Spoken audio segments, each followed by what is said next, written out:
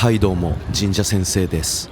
今回は愛知県名古屋市熱田神宮にやってまいりました。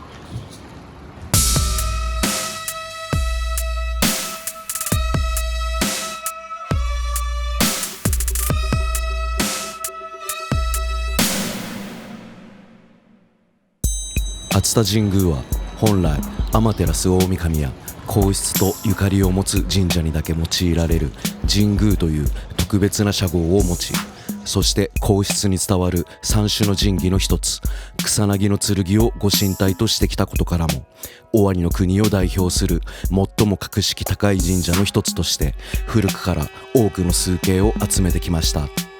また神話の時代から大和尊の命とその妻である宮安姫の命の物語に深く関わる神社でもあります。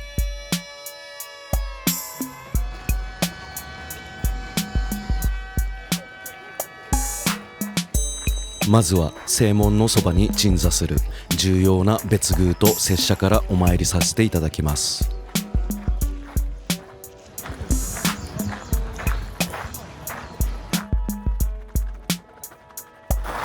こちらは本宮に次いで重要とされる別宮八犬宮です。お祭りされているのは本宮と同じ熱田の大神草薙の剣をご神体とする天照大神のことです。今からおよそ1300年前、和道元年西暦708年に新たに鋳造した宝剣を奉納したことが始まりとされています。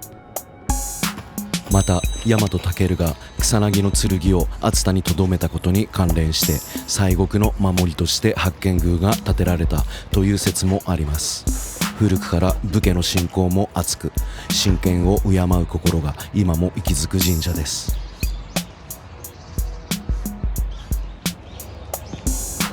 隣に鎮座するのは上近間神社。左右には大国主社と今年の主社も並んでいます。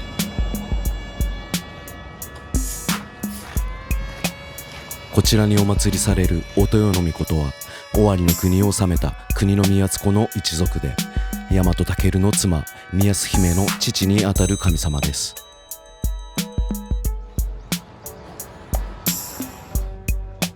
熱田の物語には草薙の剣だけでなく、その神剣を守り伝えた尾張氏の系譜が深く関わっています。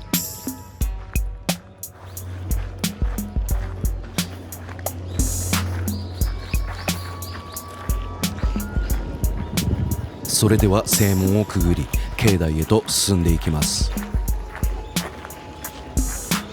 熱田神宮の始まりは大和尊と宮安姫、そして草薙の剣がたどった道筋と深く結びついています。草薙の剣はもともと雨の村雲の剣と呼ばれ、スサノオノミコトがヤマタノオロチを退治した際、その尾から現れた神剣です。後にこの剣は天照大神のもとへ献上され、伊勢の地へと伝わっていきました。大和尊は今からおよそ1900年前、第12代慶光天皇の皇子として生まれます。当時東国には朝廷に従わない勢力があり、天皇からその平定を命じられました。旅の初めに大和尊は伊勢を訪れ、叔母にあたる大和姫の命から雨の村雲の剣を授かります。そこから尾張へ進み、国宮津子お豊の娘宮安姫と出会いました。心を通わせた二人は東国平定を果たした後に結婚することを約束し、大和尊はさらに東へ向かいます。駿河の国では敵に欺かれ草原に火を放たれました。命の危機に陥った大和尊は授かった剣で草を投げ払い、迫る炎を退けます。この出来事をきっかけに雨の村雲の剣は草薙の剣と呼ばれるようになりました。東国を平定した大和尊は約束通り尾張へ戻り、宮安姫を后としました。二人で過ごす日々もつかの間、伊吹山の荒ぶる神を討伐するために草薙の剣を宮安姫の元に残したまま再び旅立ってしまいます。ところが伊吹山の神は強大で、大和尊は深い傷を負い、都へ戻る途中伊勢の国野母野で亡くなってしまいます。残された宮洲姫は託された草薙の剣を大切に守り続けました。その後、尾張氏ゆかりの熱田の地にこの神剣を祀ったことが熱田神宮の始まりとされています。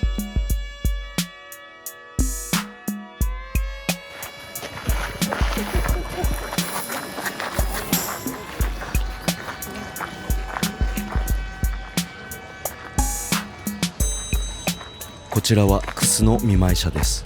お祭りされているのはイザナギの御事とイザナミの御事、お楠様とも呼ばれ親しまれています。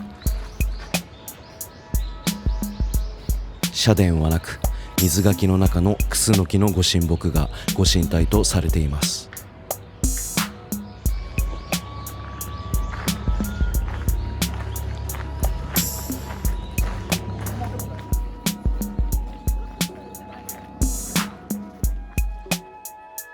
熱田神宮にお祭りされている神様は熱田の狼、草薙の剣をご神体としてお静まりになる天照大神のこととされています。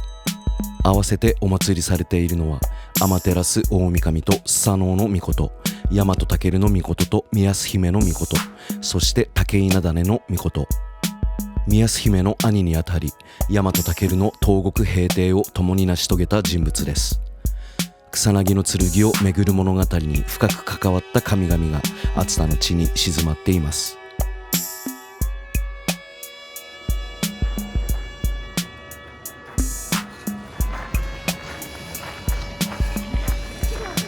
こちらは東須の社。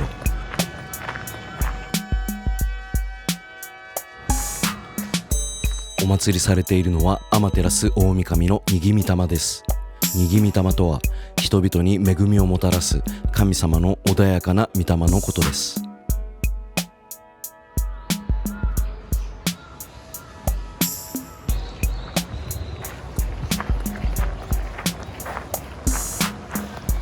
参道を進むと橋が架けられています。向こうに見えるのは25丁橋、名古屋最古の石橋だそうです。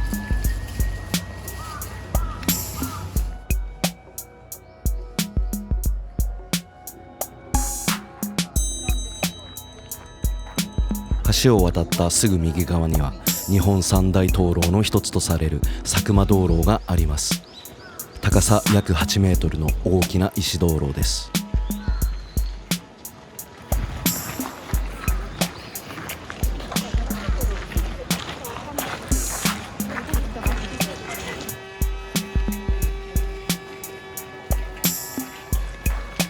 次は拙者の下近間神社を目指します。一度外へ出ないとたどり着けない場所に鎮座しているため、正門の方へと向かいます。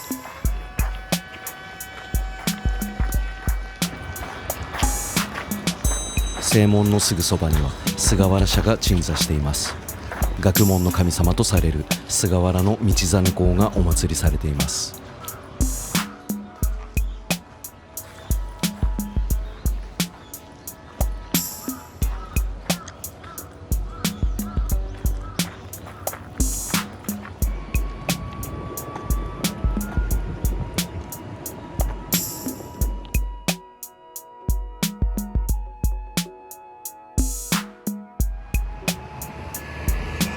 こちらが下近間神社です。お祭りされているのは増木戸部の御事、宮洲姫の母にあたる神様です。先ほどの上近間神社が父にあたるお豊の御事を祀るのに対し、こちらは母神を祀る対の社となっています。古くから旅行安全の信仰を集めてきました。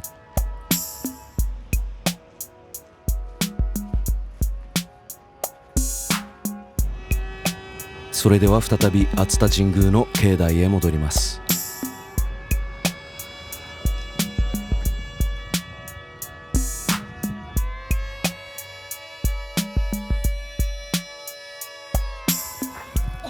こちらは草薙広場。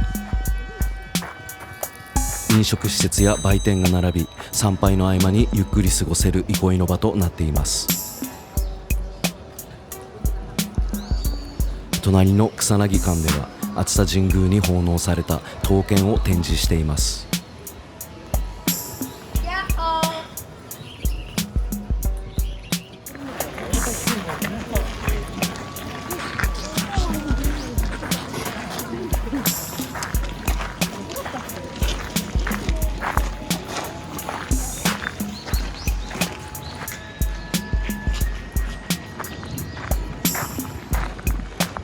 こちらは弘法大師お手植えとも伝わる大楠です。境内には7本の巨大なクスノキがあり、七本楠と呼ばれているそうです。樹齢1000年以上の歴史を刻む御神木からは神聖な気配と深い時の重みを感じます。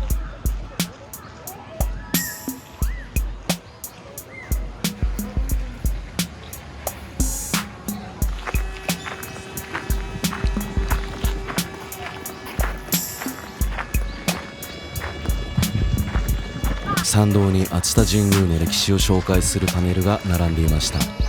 草薙の剣の神話、武家からの崇敬、明治の社殿造営、戦災と復興まで1900年の歩みがまとめられていました。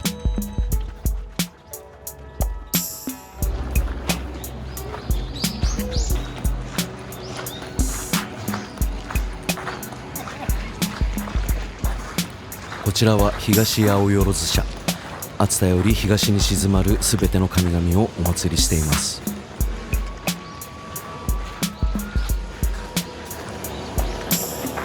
そしてこちらは西八百万社。熱田より西に静まるすべての神々をお祭りしています。両社を参拝すると日本各地の神社を訪れたことになると伝えられています。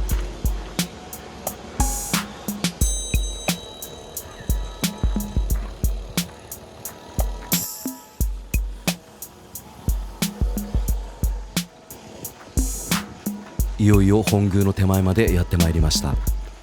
神々の手を経た後、大和尊に授けられ、宮安姫が守り抜いた三種の神器の一つ、草薙の剣が1900年余りの時を超えてこの奥に今も静まっています。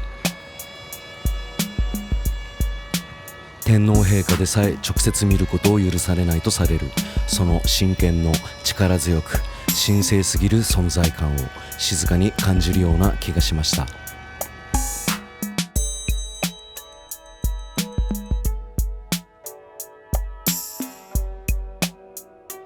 こちらの本宮、現在は神明造りの厳かな社殿となっていますが、かつての社殿は尾張造りと呼ばれる独特の社殿形式でした。西の正殿には大和尊の命を中心に五柱の神様が、東の土曜殿には草薙の剣がそれぞれ別々にお祭りされていたと古い文献に記されています。それが今からおよそ130年前の明治26年、西暦1893年、伊勢神宮の様式を意識したと思われる大きな改築が行われます。伊勢神宮が八田の鏡をご神体として天照大神をお祭りするように、熱田神宮もまた草薙の剣をご神体とする天照大神、すなわち熱田の大神をお祭りする現在の姿へと整えられていったのです。なぜ後の時代に大和尊の位置づけが変わっていったのか、その経緯は今も謎に包まれています。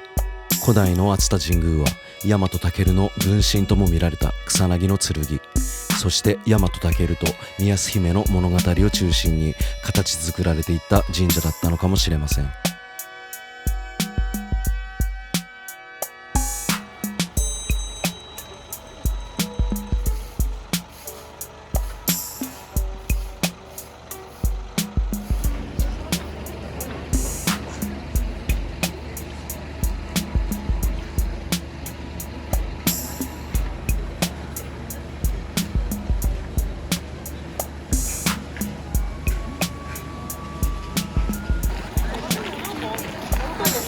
授与所の横から心の小道の方へと進んでいきます。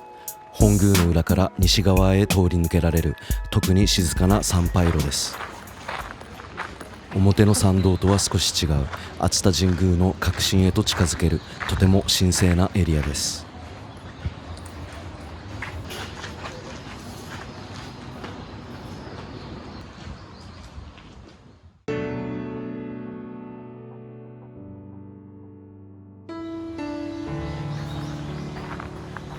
こちらは龍神社です。お祭りされているのは吉備武彦命と大友武日命。どちらも大和武の東国平定に従った副将ともいえる重要な人物です。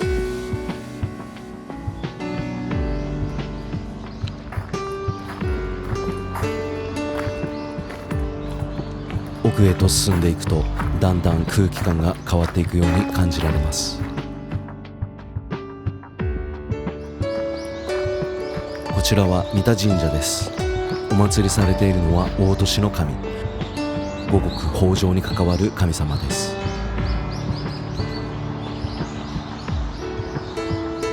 次は土曜殿へ向かいます。土曜殿は明治の改築以前に草薙の剣を奉安していた社殿です。今からおよそ80年前、昭和20年、西暦1945年の戦災によって失われ、現在の建物は後に復元されたものです。終戦直後の混乱の中で草薙の剣は熱田神宮を離れ、岐阜県高山市の飛騨の国一宮水無神社へおよそ1ヶ月の間移されました。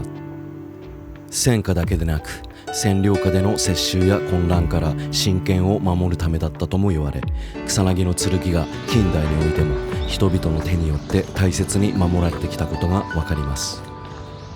神話の時代から戦後の混乱まで草薙の剣がいかに大切に守り継がれてきたのか、この土曜殿の歴史からも伺えます。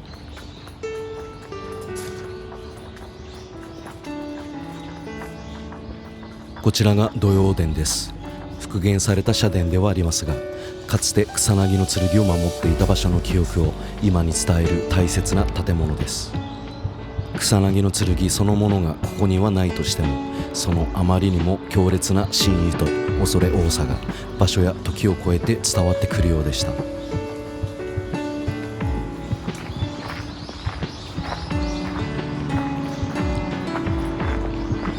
少し進むと巨大なご神木があります。7本ぐすの1本でしょうか。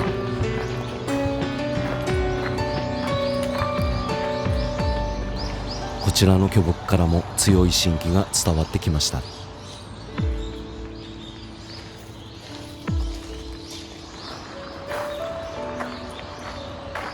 こちらは清水社です。お祭りされているのは水葉の目の神、水を司る神様です。お清水様とも呼ばれ信仰を集めてきました。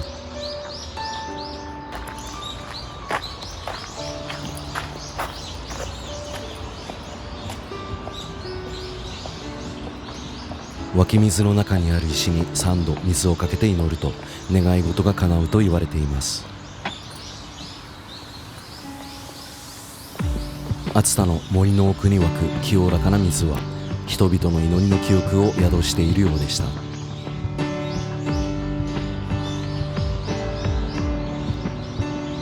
心の小道から先は撮影が許されない特別に神聖な区域へと入っていきます。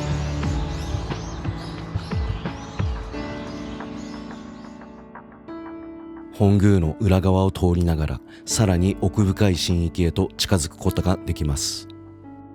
本宮の裏手の小山にはしめ縄が張られた不思議な入り口のような場所があります。戦火を逃れるため一時的にご神体を移した場所なのかもしれませんし、ご祭神に関わる方が静まる古代の古墳のようにも見えます。公式には説明が見当たらず、今も多くの謎を残している特別な場所のように感じます。また本宮をすぐ真後ろからお参りすることができる拝所も設けられています。さらにその先、境内の最も奥に鎮座するのが特に重要とされる一ノ岬神社です。お祭りされているのは天照大神の荒御霊。荒御霊とは神様の荒々しく力強い働きを表す御霊のことです。しかし古い文献には大友武日命を祀る説や大和武の命の荒御霊を祀っていたとする説も見えます。大友武日は大和武の東国平定に従った重要な人物です。古い絵図と重ねてみると、かつては大友武日の一ノ岬神社と吉備武彦の龍神社で正殿の大和武を両側から守るような形で社殿が配置されていたのではないでしょうか。しかし現在では先ほどの龍神社に吉備武彦と共にお祭りされています。伊勢神宮にも天照大神の荒御霊を祀る荒祭の宮があります。それに倣うような形でかつてはこちらにお祭りされていた大友武比が後の時代に龍神社へ移されたのかもしれません。一の岬神社にも現在の祭神説明だけでは見えてこない大和武を中心とした古い熱田信仰の名残が静かに息づいているように感じました。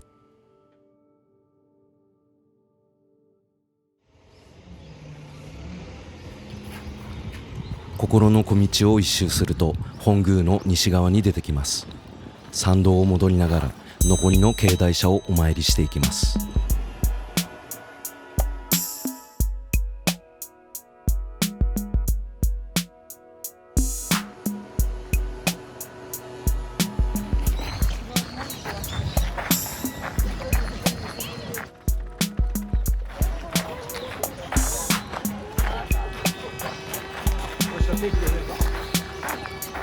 先ほどの佐久間道路を左に曲がって進んでいきます。この左側には大崎田神社、内天神社、六抹社が鎮座していますが、この時は見落としてしまいお参りすることができませんでした。特に六抹社には大和武や草薙の剣、そして尾張氏に関わる神々がお祭りされています。熱田信仰の古い系譜が凝縮されているようなお社たちです。またの機会には必ずお参りさせていただこうと思います。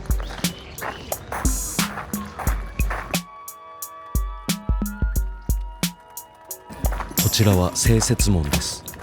元は本宮の北門とも言われ、今からおよそ1350年前の天智天皇7年、西暦668年、新羅の僧がこの門を通って草薙の剣を盗んだと伝えられています。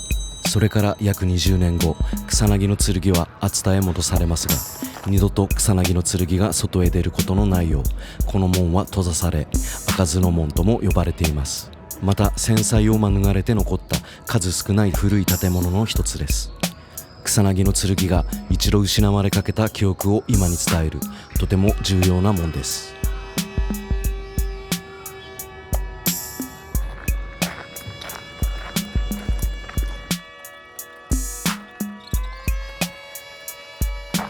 こちらは南新宮社です。お祭りされているのは佐能の命。古くから疫病よけの信仰を集めてきました。神仏集合の時代の祇園信仰の名残を感じさせるお社でもあります。すぐそばには八子の社と祖師森社も鎮座しています。スサノオノミコトをめぐる信仰がこのエリアに重なっています。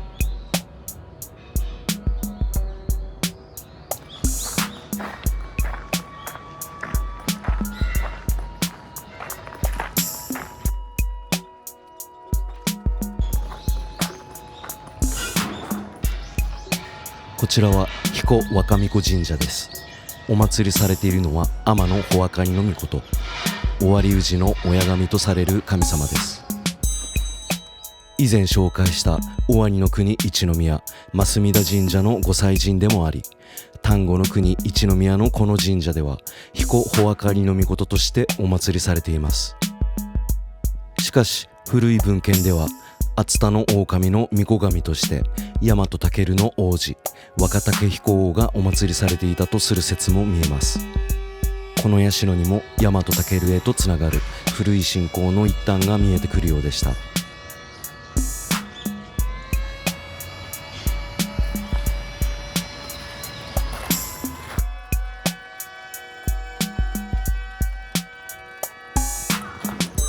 こちらは久木巫女神社です。お祭りされているのは雨の押し込みみの命、天照大神の巫女神とされる神様です。しかし古い文献には大和武の巫女竹蚕王を祀るとする説も見えます。ここにもまた現在の祭神説明とは違う古い信仰の痕跡が重なっているようです。またこの場所はかつて水際に張り出した須崎の名残とも言われ、現在は街中にある熱田神宮ですが、古代には海に近い聖地だったことがこの社から伺えます。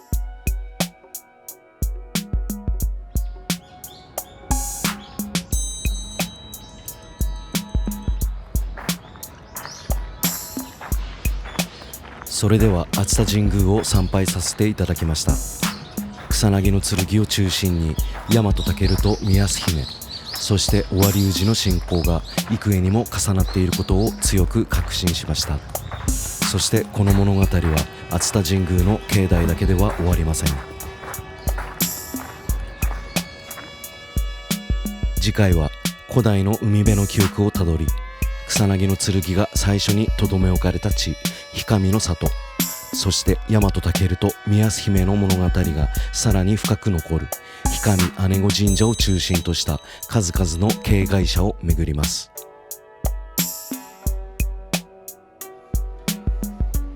それでは熱田神宮、ぜひ皆さんも参拝してみてください。